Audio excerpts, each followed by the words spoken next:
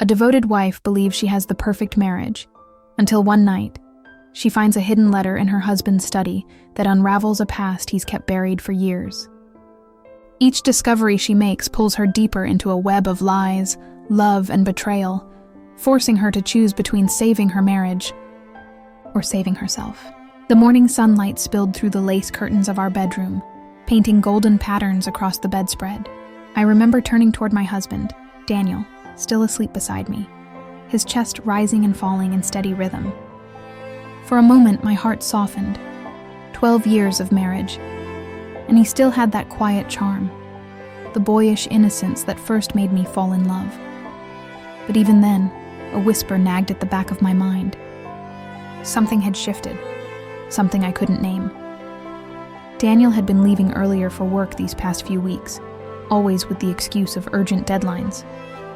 His phone calls had grown longer, and whenever I entered the room, he would tilt the screen away, pretending it was nothing important. I told myself not to doubt. Trust was the foundation of our marriage, wasn't it? Yet, trust can crumble quietly, like sand slipping through the cracks of your fingers.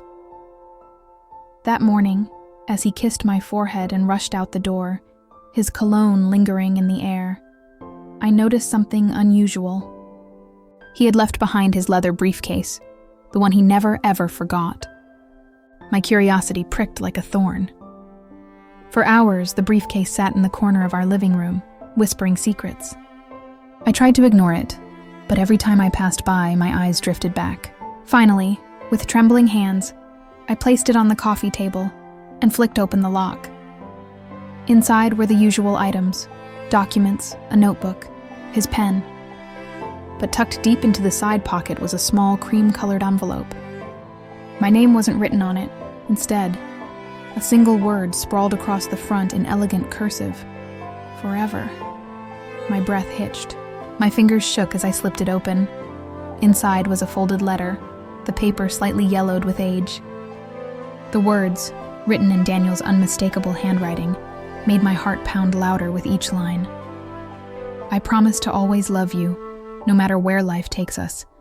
I will keep our secret safe, forever. There was no name, no date, no mention of me. Our secret? I stared at the words until they blurred. My mind raced with questions. Who was this letter meant for? What secret was Daniel hiding? Just then, the front door clicked open. My heart leapt into my throat. Daniel was home early. I shoved the letter back into the envelope, slipped it beneath the couch cushion, and forced a smile as he walked in.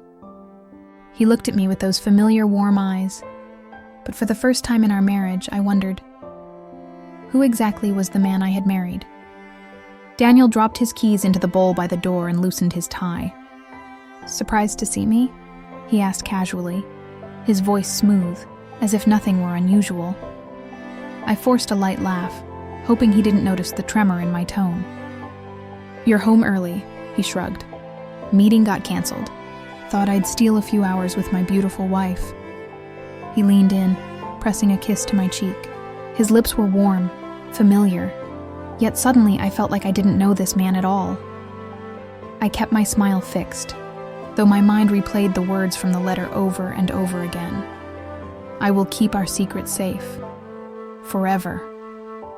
What secret? Dinner? I asked quickly, distracting myself.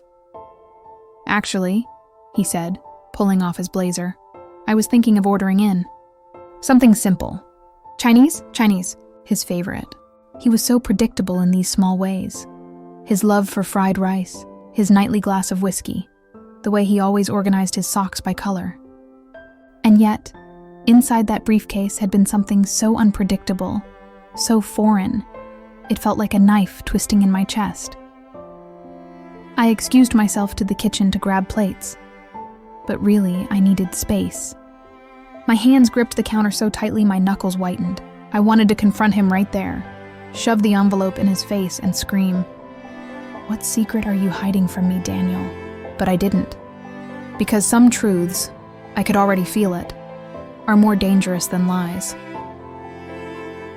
Later that night, after dinner and forced laughter, after Daniel had drifted off to sleep with his arm draped carelessly across my waist, I lay awake in the dark. The letter burned in my mind, Every whisper of wind against the window seemed like a voice urging me. Find the truth. Find it before it's too late. So when Daniel's breathing deepened into steady snores, I slipped out of bed and tiptoed into the living room. I pulled the envelope from beneath the couch cushion, sat down with only the lamp's dim glow, and read the letter again. This time, I searched every corner of the page.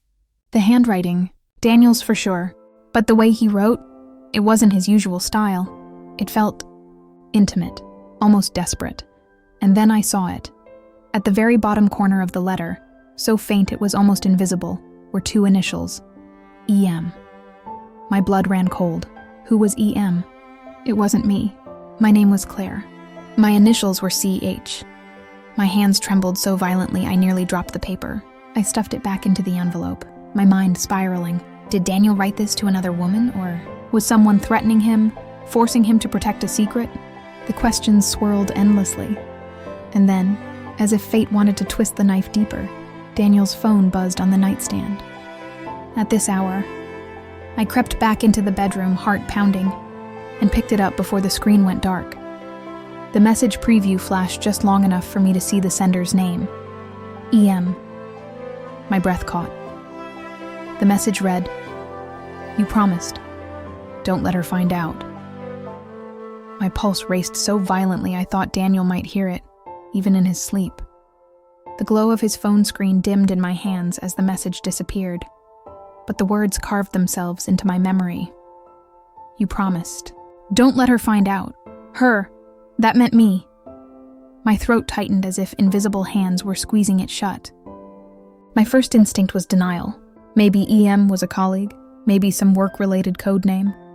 But that single word, her, cut through all my excuses. It was personal. I placed the phone back carefully on the nightstand, praying Daniel hadn't stirred. He didn't move, his breathing steady and deep. My legs trembled beneath me as I retreated to the bathroom, shutting the door quietly behind me before collapsing against it. Tears pricked my eyes, but I didn't let them fall. Not yet. Not until I knew the truth.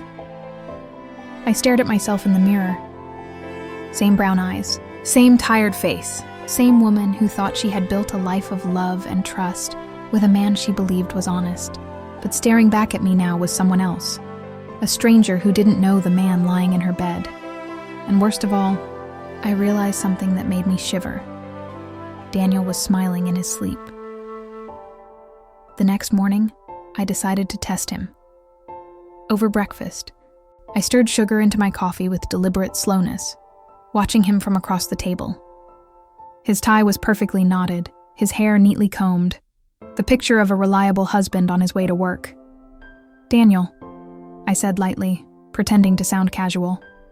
"Who's EM?" The spoon slipped from his hand and clattered against the table.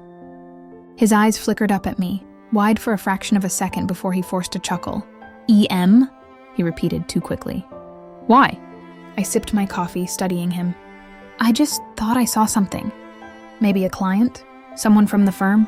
He smoothed his tie and grabbed his briefcase, his movements suddenly brisk. "Oh yeah, a client. That's all. Don't worry about it." But I saw the sheen of sweat on his temple. I saw the way his jaw tightened as if he were holding back words. And in that moment, my suspicion turned into certainty. He was lying to me. That evening, while Daniel worked late again, I couldn't resist my growing obsession. I pulled out my laptop and searched every corner of the internet for EM, combined with his law firm's name, his cases, even his university alumni lists. Nothing matched. But then I remembered something. Daniel kept an old wooden box in his study, a box he never let me touch. He claimed it was for private documents. But now I wasn't sure. I slipped into his study, my heart hammering as though the walls themselves might betray me. The box sat on the bottom shelf of his bookcase, its brass lock glinting faintly in the lamplight. My hands shook as I knelt before it. Locked. Of course. Still, I tried. I tugged at the lid, pressed the edges, ran my fingers along the seams. Nothing. But then, as my palm pressed against the underside, I felt it, a tiny loose panel. With trembling fingers, I pried it open. Inside, Taped to the wood was a small brass key. My breath hitched. I inserted it into the lock. It clicked. The lid lifted with a soft creak. Inside lay a stack of old photographs, bound together with twine, and beneath them, another envelope. My hands hovered, reluctant, but curiosity won. I untied the twine and spread the photographs across the desk. Daniel. Younger, smiling, arm wrapped tightly around a woman I had never seen before. A woman with striking green eyes and auburn hair. And there, in the corner of each photograph, were the same faint initials. M. My entire body froze. My chest ached as though someone had struck me with a hammer. This wasn't just a client. This was a woman, a real woman, a woman who had once been part of Daniel's life. And he had kept her hidden from me all these years. But why? The question burned in me, leaving me shaking, desperate. Then I reached for the second envelope. My fingers brushed against its seal when the front door creaked open.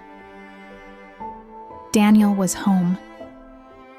The sound of the front door slamming echoed through the hallway like a gunshot. My breath caught in my throat. The photographs were still scattered across Daniel's desk, damning evidence of the truth he had hidden for so long.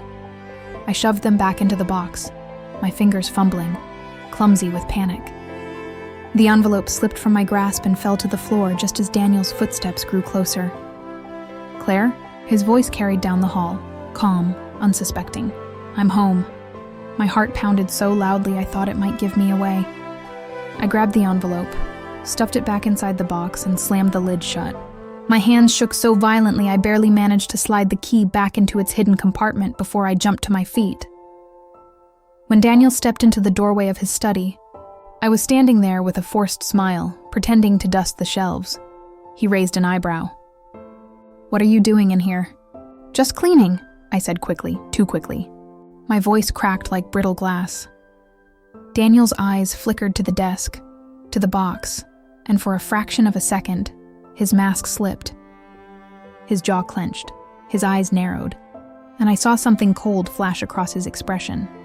Suspicion. Then, as quickly as it appeared, it was gone.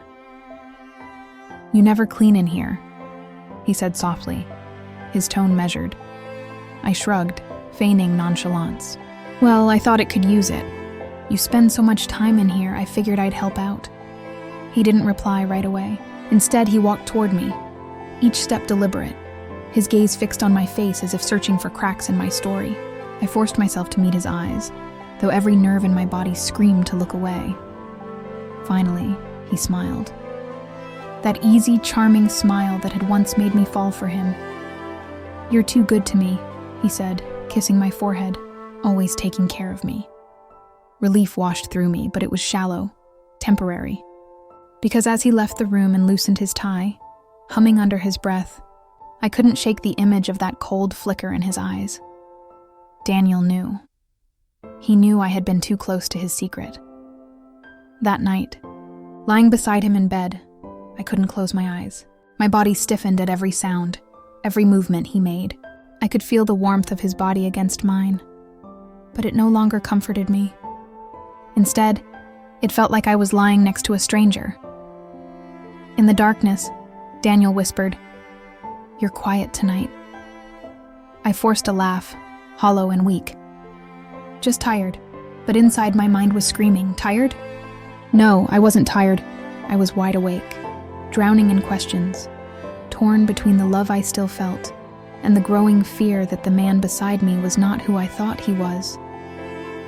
And as Daniel drifted off to sleep, I lay awake, staring at the ceiling, the images of the photographs seared into my mind, the woman with green eyes, the initials, the secret that bound them together, and worst of all, the text message. "You promised. Don't let her find out. Her me." I swallowed hard, my chest tightening. Whatever this secret was, it was big enough that Daniel had sworn to keep it buried forever, and I was determined to dig it up, even if it destroyed us both.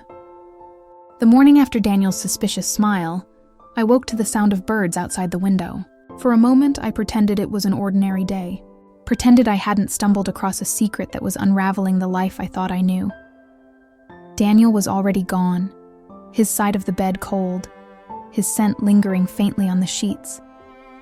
He always left early for work, but today it felt intentional, as if he wanted to put distance between us. I slid out of bed and walked back to his study. My fingers trembled as I opened the drawer where the box had been hidden. Empty. The box was gone. My breath hitched. He knew. I pressed a hand to my chest, steadying myself when I noticed something strange. An envelope sat neatly on the desk where the box had been. White. Crisp. My name scrawled across it in Daniel's handwriting. My knees nearly gave out as I picked it up. Claire, if you're reading this, then you've seen something you weren't supposed to. I never wanted it this way, but some truths refuse to stay buried. By the time you finish this letter, you'll understand why I did what I did. Just know that everything I've done was to protect you. The words blurred as my eyes filled with tears. Protect me? From what? From whom? The letter went on. It began before we ever met. A promise I made, a debt I owed, and now it's come back. I can't run from it anymore. Neither can you. My hands shook so violently I almost tore the page. A debt, a promise, a threat. The shadows I'd glimpsed in the photographs and the mysterious initials suddenly felt heavier, like chains tightening around my chest. At the bottom of the letter, Daniel had written 3 words. Don't trust anyone. That was it. No explanation, no signature. Just a warning that made the walls of the house feel like they were closing in around me. I sank into his chair, clutching the letter to my chest, when my phone buzzed, a message from an unknown number. I opened it with trembling hands. He told you, didn't he? My hands froze around the phone, the glow of the message burning into my eyes. He told you, didn't he? I stared at the words, my heart pounding so loudly I thought it might shake the walls. Who was this? How did they know? My fingers hovered over the screen, uncertain. Every option felt dangerous. Reply and I might expose myself. Stay silent and I might be inviting something worse. Finally, I typed back a single word. Who? The reply came instantly, almost as if they were waiting. Don't play games, Claire. You opened the letter. My stomach dropped. They knew my name. I scrambled to lock the front door, my breath shallow. Every creak of the floorboards, every whisper of the wind outside felt amplified. Was someone watching? I typed again. What do you want? This time the response took longer. 3 dots blinked on the screen for what felt like an eternity. Then, the truth. Meet me, tonight. Attached was an address. A place I didn't recognize. My pulse raced. Whoever this was, they were luring me out. But why? What truth? And why did Daniel's warning, don't trust anyone, echo louder with each breath? I grabbed the letter again, rereading the words, searching for something I might have missed. But there it was, clear as before. A debt, a promise, and his desperate plea that I stay cautious. And yet, I couldn't shake the feeling that if I didn't go tonight, the truth would slip away forever. As the evening crept in, I found myself standing by the mirror, my reflection pale and tense. I slipped Daniel's letter into my coat pocket, as if it were a shield. The address led me across town to an abandoned railway station, the kind of place that breathed silence and secrets. The street lamps flickered weakly, shadows pooling like spilled ink. A figure stood near the rusted tracks, tall, still, watching me. Claire? The voice was low, cautious, unfamiliar. Yes, I whispered, though my voice cracked. The man stepped into the light. His eyes were sharp, carrying a weight that felt both dangerous and sorrowful. I was his friend, he said. But Daniel didn't tell you everything. My breath caught. What do you mean? He looked around, scanning the shadows, then leaned closer. You're in danger, and it's because of me. The cold night air clung to my skin as I stared at the man standing before me. He looked ordinary enough. Dark jacket, weathered face, restless eyes. But every instinct screamed that nothing about this was ordinary. What do you mean? Because of you? I asked, my voice trembling. He exhaled, running a hand through his hair. I should have stopped it years ago, but I didn't. And Daniel, your Daniel, paid the price. My knees felt weak, but I forced myself to stand tall. You said you were his friend. Then tell me the truth. All of it. For a moment, he didn't answer. His gaze flicked toward the shadows, as though he expected someone else to emerge. Then in a voice low and heavy, he said, "We weren't just friends. We were partners. In something dangerous. Something Daniel never wanted you to know." My stomach twisted. I thought of the letter, the warnings, the secrecy. Partners in what? His eyes met mine. Smuggling. Information. Things people would kill for. The word kill rang in my ears like a bell. I stumbled back a step. "No," I whispered. "Daniel, he wasn't like that. He was a good man." "He was," the stranger said quickly.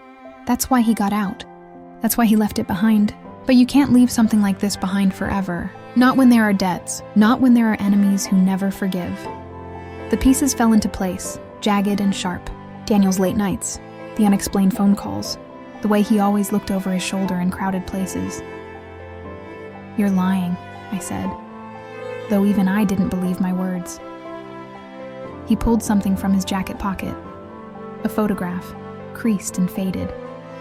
It showed Daniel, younger, standing beside the stranger. Both were smiling, but there was tension in their eyes. Behind them, I recognized the same abandoned railway station where we now stood. "This was the last night we worked together," the man said. His voice cracked. "And it was the night we made enemies that never forgot." My throat tightened. "Why are you telling me this now?" "Because they know about you," he whispered. "And because Daniel's gone, you're the only one left to pay the price." My heart dropped like a stone. Before I could respond, a sound echoed in the distance, slow, deliberate footsteps crunching on gravel. The man's eyes widened. He grabbed my arm. "They found us! Run!" The footsteps grew louder, crunching against gravel with deliberate slowness, like someone who wanted us to hear them coming. The stranger, Daniel's friend, tightened his grip on my arm. His voice dropped to a sharp whisper. "Don't look back! Run!" Before I could question, he yanked me toward the darkened end of the railway yard. My shoes slipped against the damp earth, my heartbeat hammering in my ears. Every shadow seemed alive, every flicker of the street lamp like an eye watching. Behind us, the footsteps quickened. "Who are they?" I gasped, trying to keep pace. "The ones Daniel warned you about," he muttered, his breath ragged. "They don't forgive, and they don't miss." We tore past rusted freight cars, the metallic scent of old iron thick in the air. Somewhere behind, a voice called out, a deep, cold tone that froze me to the marrow. "Claire." They knew my name. Panic surged. I stumbled, but the stranger caught me, shoving me forward. "Keep moving!" We reached a chain-link fence, its top lined with jagged barbed wire. "Dead end. They'll trap us," I whispered, dread sinking in. He scanned quickly, then spotted a small gap at the bottom, just big enough to squeeze through. "Go!" I hesitated, fear clawing at me, but his urgency gave me no choice. I dropped down, scraping my hands on the dirt as I wriggled under the fence. My coat snagged on the wire. I tugged desperately, heart racing as the footsteps drew nearer. Finally, I was free. I turned just in time to see him forcing himself under. A shadow loomed behind him. A man stepped into the dim light, his face obscured, but the gleam of something metallic in his hand was unmistakable. "A gun! Run, Claire!" the stranger shouted. The crack of a gunshot split the night. I screamed, instinctively covering my ears, stumbling backward into the darkness. When I looked again, the stranger was sprawled on the ground, blood seeping into the gravel. His eyes found mine, pleading, urgent. "Don't stop," he rasped. "Find the locker. 12B, Daniel's key." Another shot rang out, sparks exploding against the metal fence. I turned and ran, my breath tearing through my lungs, the echo of his words chasing me as hard as the footsteps behind. Locker 12B, Daniel's key. Somewhere out there, the real truth waited. And now, blood had already been spilled for it. The city never felt more hostile. Every face on the street seemed sharper, every glance suspicious. I couldn't shake the echo of gunfire, the image of the stranger bleeding into the gravel, whispering his final words. Locker 12B, Daniel's key. But what locker? Where? I sat at my kitchen table, Daniel's letter spread before me, reading it for the 100th time. My fingers traced the edges, searching for something I might have missed. Then, near the bottom of the envelope, I felt a ridge. A hidden pocket. With trembling hands, I tore it open. Inside was a small brass key. Faded numbers were etched into its side. 12B. My breath caught. He'd hidden it all along. But where would the locker be? A gym? A storage facility? A train station?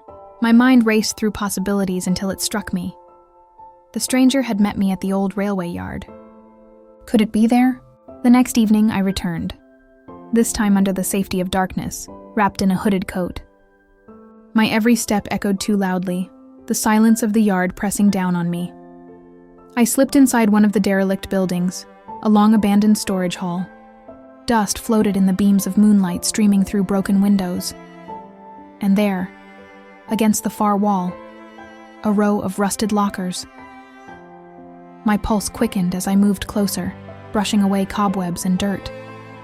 Most doors hung open, empty, forgotten, but halfway down, faint numbers were still visible on the corroded metal. B. The key shook in my hand as I slid it into the lock. For a terrifying moment it resisted. Then, with a groan, it turned. The door creaked open. Inside was a small, battered briefcase. No dust, no cobwebs. Someone had placed it there recently. I pulled it out, my hands trembling, and snapped open the latches. Inside were photographs. Dozens of them. Daniel in different places, with different people I didn't recognize. But what froze my blood were the others. Me. Pictures of me at the grocery store. Leaving work, walking home, all taken from a distance, all recent. I staggered back, bile rising in my throat. Someone had been watching me, for weeks, maybe months. Beneath the photographs was a single envelope, marked with my name in Daniel's handwriting. I ripped it open. Inside was a note, short and hurried, as if written under great pressure. If you're reading this, they've found you. Trust no one. Not even my friend. The truth is closer than you think, but so is the danger. Burn this after reading. My hands shook as I clutched the note. Not even his friend, the man who'd just risked his life for me. Was he part of the trap all along? Before I could process, a sound cracked through the silence, the metallic echo of a locker slamming shut. I wasn't alone. The metallic slam reverberated through the hollow storage hall, sharp as a gunshot. My entire body stiffened, the briefcase nearly slipping from my grip. Who's there? My voice was shaky, but it cut through the silence. For a long moment, there was nothing, just the sound of dust shifting in the stale air. Then, from behind the row of lockers, a shadow moved. The figure stepped into the thin beam of moonlight. My breath caught. It was him, the stranger. Blood stained the side of his jacket, dark and dried, but he was alive. Relief surged, then doubt followed. Daniel's words burned in my mind, not even my friend. I stammered. I thought you were dead? His voice was rough, weak. I should be. But I'm not, and neither are they. He limped toward me, his eyes flicking to the open briefcase in my hands. His jaw tightened. You found it, he said flatly. I clutched the photographs to my chest, the envelope crumpling under my grip. What is this? Why were they watching me? Was it you? His silence was louder than any answer. Tell me, my voice cracked, rising with panic and fury. Finally, he met my gaze. I didn't take those pictures, but I knew about them. The words hit me like a blow. You knew? I tried to keep them away from you, he said quickly. I tried to shield you, Claire. But Daniel, he left too many cracks. Too many secrets. My knees felt weak. I wanted to believe him, but Daniel's warning echoed relentlessly. Not even my friend. Why should I trust you? I whispered. His expression softened, grief flickering in his eyes.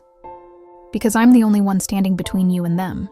And because Daniel asked me to protect you, the room fell into suffocating silence. My heart warred with itself. Fear against hope. Doubt against desperation. Then, a sound shattered it. The creak of the outer door opening, heavy boots stepping inside. The stranger's face hardened. He drew a pistol from inside his jacket, The metallic click sharp in the air. "They found us," he whispered. His eyes met mine, urgent, almost pleading. "If you still don't trust me, run. But if you do, stay." The footsteps grew louder, and I had seconds to decide. The footsteps echoed closer, slow and deliberate, as if whoever entered knew exactly where to find us. My chest tightened with every step. The stranger pressed a finger to his lips, his pistol steady in his hand. His other hand gestured toward the lockers, urging me to hide. I hesitated. Every nerve screamed not to trust him. But the sound of another bootstep forced my decision. I slid behind a row of lockers, crouching low, clutching Daniel's letter to my chest. The door creaked wider. A man stepped inside. Tall, broad-shouldered, his face hidden beneath the brim of a cap. His hand rested casually on a holstered gun at his hip. "Well," the man drawled, his voice deep and unnervingly calm. "Looks like I found the little mouse running in circles." The stranger stepped out from the shadows, gun raised. "She's not yours to touch," the man smirked. "Still playing hero? After all this time?" His gaze slid across the room, and for a terrifying moment, I swore his eyes locked with mine through the crack in the lockers. "I told you before," the man continued. "You should have finished the job when you had the chance. Now it's too late." My pulse roared in my ears. What job? What was he talking about? The stranger's voice sharpened. "You come near her and I'll put you down." The man laughed, a cold, hollow sound. You've already failed her, just like you failed Daniel." The name sliced through me like a knife. My hand clamped over my mouth to keep from gasping. The stranger's jaw tightened. His gun trembled slightly. "Don't say his name." "Why not?" The man's voice rose, cruel and mocking. He begged. "Do you remember?" On his knees, pleading for her safety. "And the man took a step closer. "You couldn't save him." The air split with a gunshot. The stranger fired first, the blast ringing through the empty hall. The bullet struck the wall inches from the man's head. He ducked, drew his own weapon, and chaos erupted. Gunfire exploded around me, ricocheting off metal. I pressed my back to the locker, tears burning my eyes. The briefcase lay at my feet, its contents spilling out. Photographs, notes, shadows of a life I never understood. The stranger shouted, "Claire, run!" But before I could move, a heavy hand seized my arm from behind. Another man had slipped in unseen, dragging me back into the darkness. I screamed, kicking, thrashing, but his grip was iron. The last thing I saw before being yanked through the side door was the stranger turning, his face twisted in rage and fear as bullets rained down. And then, darkness swallowed me. My head throbbed as I woke, the metallic taste of blood heavy on my tongue. The air smelled of damp concrete and rust. When my eyes adjusted to the dim light, I realized I was in some kind of basement. Chains rattled when I moved. My wrists were bound to a steel chair, ankles shackled to its legs. Panic surged, and I tugged desperately at the restraints until the skin burned raw.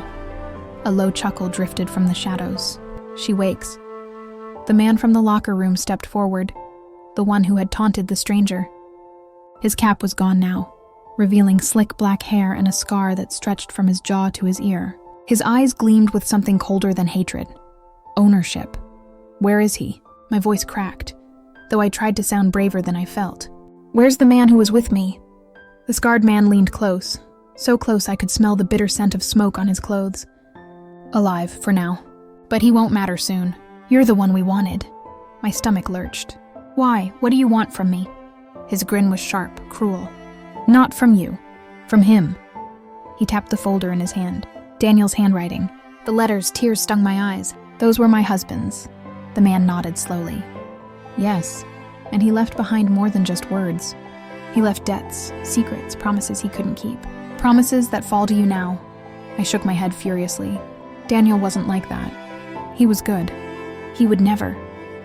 The man slammed his fist into the table beside me, the sound cracking like thunder. I flinched hard. "Good?" he spat. "Good men don't betray their own." The basement door creaked open, and another figure entered. My breath caught. It wasn't the stranger. It was someone else. A woman, tall, sharp-featured, with eyes like shards of ice. She carried herself with authority, every step deliberate. The scarred man straightened at once, almost deferential. The woman circled me, her heels clicking on the floor. "Claire," she said softly, almost kindly, "do you know who your husband really was?" I glared at her through tears. He was my husband. That's all I need to know. Her smile was thin. Then you've been living in a dream. Daniel was ours. He worked for us until he tried to run. And when he ran, he left you behind. We've been waiting for you to wake up to that truth. Her words struck like a blade. My chest tightened. "You're lying." She tilted her head, studying me like a scientist observing an experiment. "Then tell me, why do you think that stranger risked his life for you? Why do you think he still follows you, protects you?" I blinked, trembling. The question sank like a stone in my gut. The woman leaned closer, her whisper slicing through the silence. "Because he was Daniel's brother." The basement spun. My breath hitched in ragged gasps. The stranger, the man who had saved me again and again, wasn't a stranger at all. He was family, and he carried Daniel's sins on his shoulders. The room felt smaller with every second, the shadows pressing closer around me. My wrists throbbed in their restraints, but the ache in my chest was worse. Daniel's brother, the stranger, the man who had been risking everything to protect me. The woman's words rang in my ears like a death sentence. "You're lying," I whispered, though doubt had already seeped in like poison. She only smiled, stepping back into the dark. "He'll come for you. He always does. And when he does, you'll see the truth with your own eyes." The basement door slammed shut, leaving me alone with the scarred man. His stare burned into me, but before he could speak, a thunderous crash shook the walls. Gunfire. Shouts. My heart leapt. "He came," the scarred man cursed, drawing a knife. "Stay quiet or you die before he gets here." But then, another crash. The door burst open. The stranger, bloodied, wild-eyed but unstoppable, stormed into the room. His gaze locked on me, blazing with fury. "Claire!" The scarred man lunged, blade flashing. The stranger moved faster, slamming him against the wall, their struggle violent, brutal. Steel clashed, grunts filled the air, and in a blink, the knife clattered to the floor. The scarred man gasped as the stranger drove him down, pinning him with unrelenting force. And then, it was over. The stranger staggered toward me, panting. His hands fumbled with the chains, his face etched with desperation. "I'm here. I promised I'd never let them keep you." The locks fell away, and I collapsed into his arms, trembling. "Tell me," I begged, clutching his shirt. "Is it true? Are you Daniel's brother?" His body tensed.